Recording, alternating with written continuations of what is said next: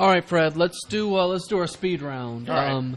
So I just want to get your thoughts on a couple of things. Some hot topics. The EPA is a hot topic that's just come out. Yes. What do you think about what's going on? There is a hot topic Yeah. right now with the EPA. Right now, they've just dismissed 9 scientists off an advisory panel for the EPA. So I'm assuming these are guys that think global warming is shit. No. Okay. Unfortunately, they are the people who think climate change is real and it is man-made and something we have to do something about. So they're gone. What's interesting is that this isn't a climate change board. This is a board that reviews and approves basic science the EPA is going to fund. So this is science funding. Yeah. Okay. And they had 9 scientists on a board of 18 and who were, prior to this past week, pretty much guaranteed their job.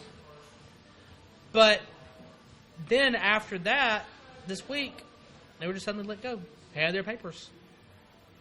No word of why. No, you're not doing a good job. No, we're going in a different direction, which we know the direction they're going in. We know the direction is increasing pollution and decreasing our lifespan as a species.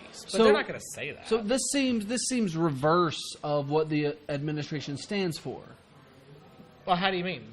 Well, you just said the people that were released were the people that want to decrease pollution. Right.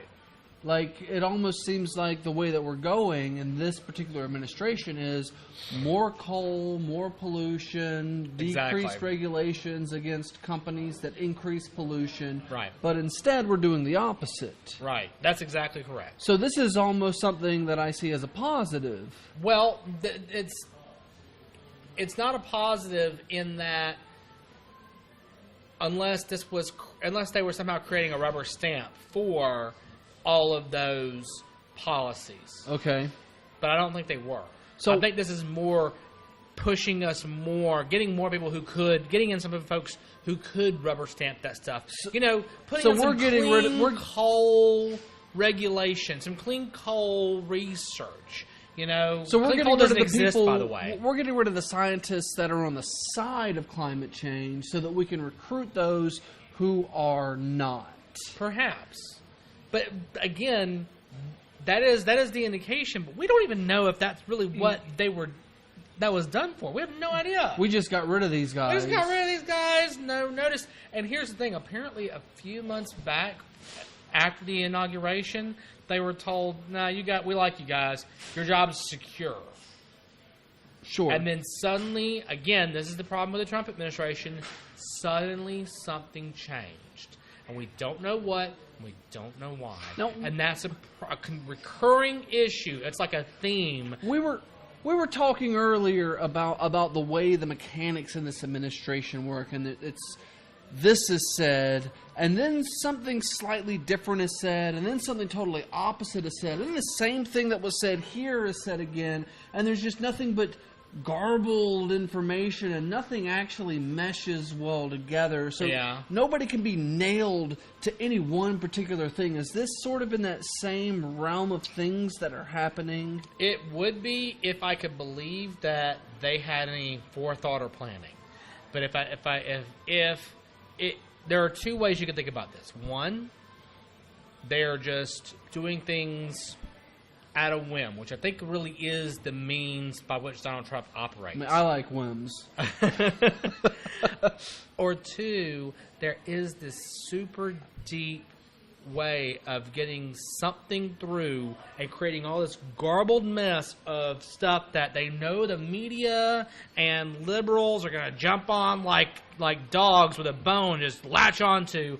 Meanwhile, they're going to sneak in with their real agenda is in the background, mixed up with all this stuff that they, like you said, can't pin down. A little reach around politics. Because they keep moving around. But some of this makes it sound like maybe President Trump isn't as dumb as the media likes to paint him. It's tough. It's a precarious position. Again, based upon the character of the man, I'm not saying Donald Trump is dumb. He's got to have something up there to be as far as he is in life. I would say Donald Trump is impulsive. I would agree with that. Impulsive and impatient and reactive. You cannot have this snidely whiplash, mustache twirling scheme if you're impulsive, because you're going to wreck your scheme before it even gets off the ground. I think there are other people, perhaps behind the scene, who have schemes. I think Donald Trump is more like a Joker. He's just acting as or a marionette, and right. He has the behind-the-scenes workers who are actually doing these things, which, I mean, are menacing, at least on the surface, right. It seems. Because, again, I don't think Donald Trump's a dumb guy. No, I mean, he's not a dumb guy. I don't think that he's... I think he speaks at a third-grade reading level. Yeah, I don't think he's a brain genius. You know what, here's the thing, is that he reached out to a lot of people, not speaking down to them, but coming down to them and to their level, at their level, or slightly below their level, and they're like, no, I see eye to eye with you. This is somebody I can meet with on the same intellectual playing field. And if he would just use his powers for good instead of evil, we might have a different result. Right. So, also something happened on the advisory board, and I didn't get a whole deep feel. That was what that was. They were. This is the spider web again. Yes. Okay, so that's what the advisory board was about. The next thing we'll talk about is Grassroots, and it was seemingly detrimental in this last election, specifically on the DNC side. Sometimes. I will say that Bernie Sanders brought in a lot of people. Bernie Sanders brought in a ton of people who just locally, I've been involved in local politics in some way or shape or form since like 2006. And you go to events, you kind of see the same people. But Bernie Sanders had brought in folks in the past year who I'd never met before, who I'd never seen, involved, and engaged. And honestly, the election of Donald Trump did the same thing for different reasons. But I'll get into that later. So these people were really keyed into Sanders' message. Well, there's a link between, and maybe the words mean the same things, populism and grassroots. There's an extreme link, and it doesn't matter which side of the playing field you're on, grassroots and populism, because they're not always the same thing. They're not, because populism... But they're definitely linked. They are. Populism is essentially when a leader attempts to come down and find something that's important to the masses and uses that in order to perpetuate another agenda. Which Donald Trump did. Yeah, he did. He did, and he did it successfully. Yes, he did. Whereas grassroots is coming up from the ground, and maybe your leaders recognize it, or maybe your leaders then come and take advantage of it. It's just two directions, and sometimes they meet in the middle, and that's why you have... it's hard to tell what's populism and what's grassroots. But what you saw, for example, in the DNC elections, when delegates are being selected, a lot of the fans of Bernie Sanders didn't necessarily always understand the process. And so what they ended up doing was they would come in, think things could go one way, they went another because they didn't understand the rules, because they weren't involved, a part of the machine, and then they would get upset and think the whole thing was rigged,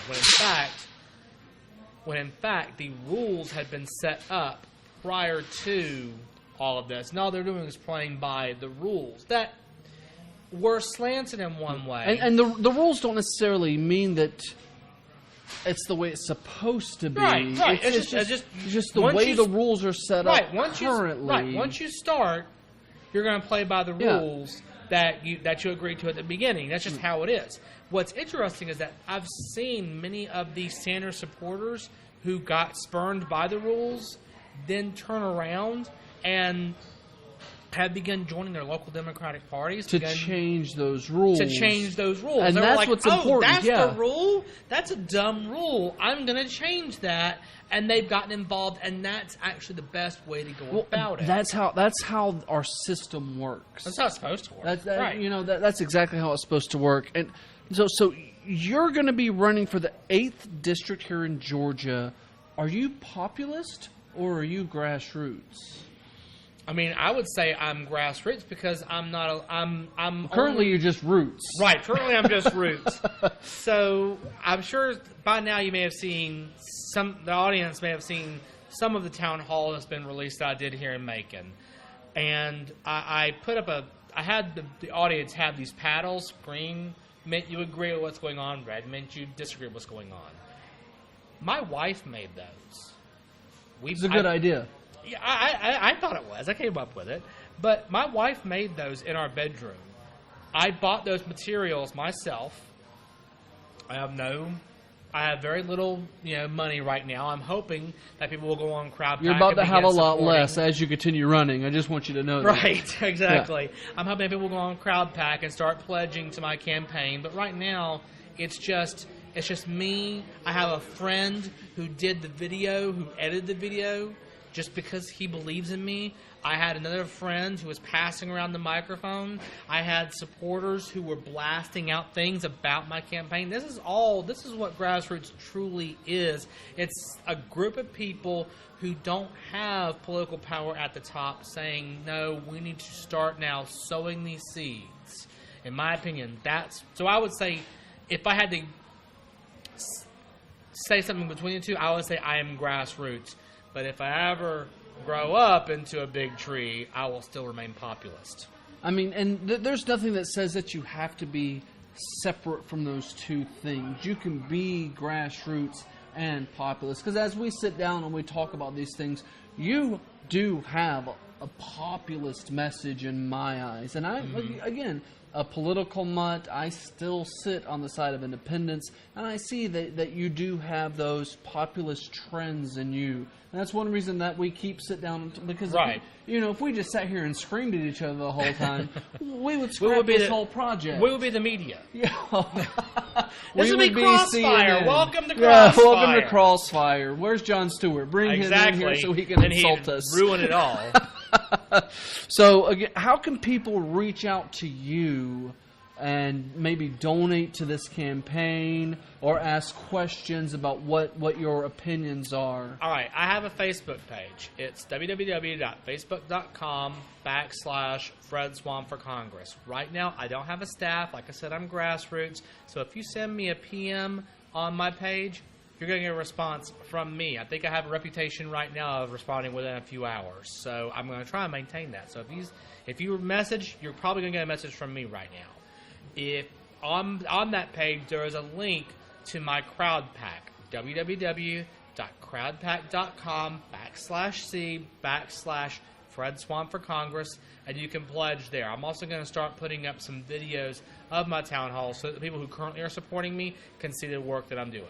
There's probably also a couple of videos already released on that town hall, and they'll be concurrently released while we're releasing this episode. Yes, correct. All right, and if you have any other questions or comments, leave them down here, and we'll make sure that we attack them on the next episode, because we're going to sit down again in about a week. You can also check out our Twitter. I'm at Fred Swan. At St. Riffraff. And they're probably below us right now. Yeah, hopefully. Yeah. All right, guys. Well, until next week, have a wonderful week. All right. Goodbye.